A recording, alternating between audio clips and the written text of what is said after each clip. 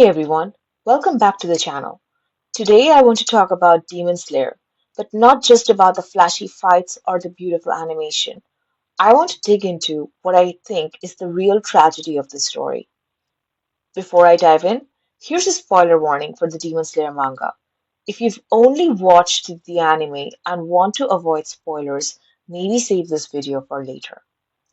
For the longest time, I didn't understand the hype around Demon Slayer. Even though I've been a manga and anime fan for years, I usually avoid the mainstream titles until the hype dies down.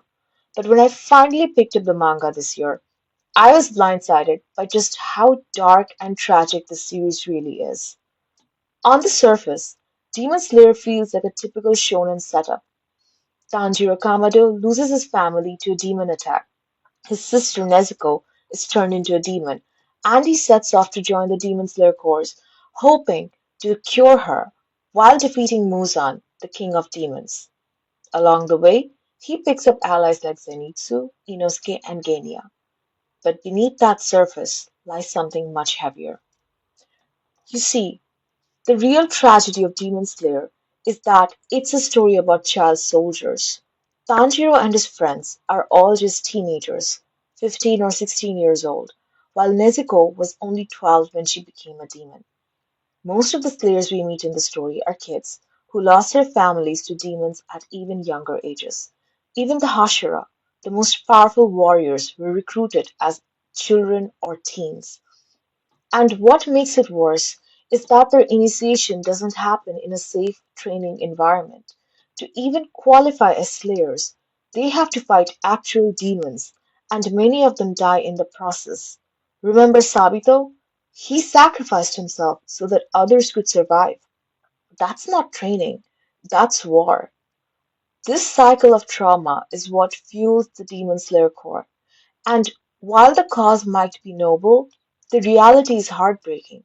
It's always the young who pay the highest price. We see this clearly in the Mugen Train arc when Rengoku is unalived. That moment didn't just devastate the characters, it shattered the audience too. But for Tanjiro, Zenitsu, and Inosuke, it was a brutal lesson that success in this world is measured by survival. The core doesn't protect its members, it uses them. And the series never lets us forget that these soldiers are still kids.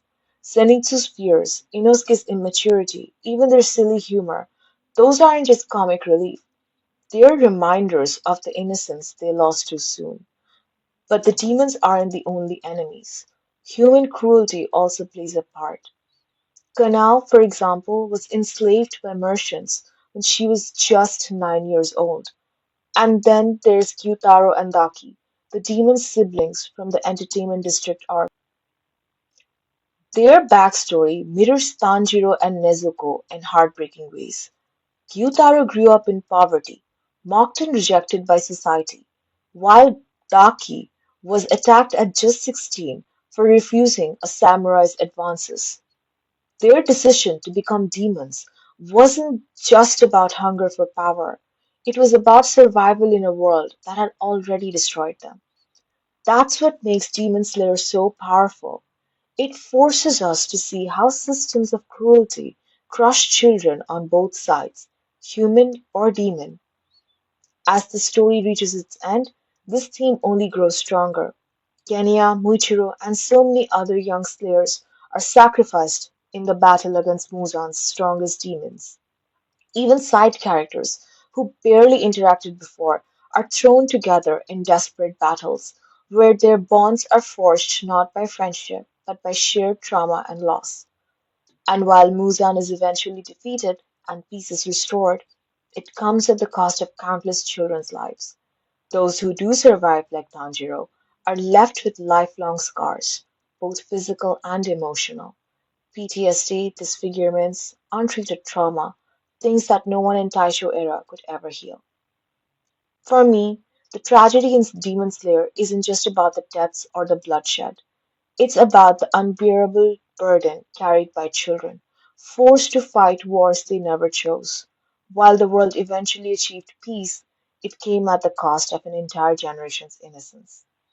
And that's what sets Demon Slayer apart from most shonen series. It doesn't just glorify the fight against evil, it shows the devastating cost of that fight, especially when the ones paying the price are the youngest. So, next time you watch or read Demon Slayer, look past the beautiful animation and sword fights and ask yourself, was this really a victory or just another tragedy written on the backs of children? Thanks for watching. If you found this perspective interesting, don't forget to like, subscribe, and let me know in the comments what moment in Demon Slayer hit you the hardest. See you next time. Bye.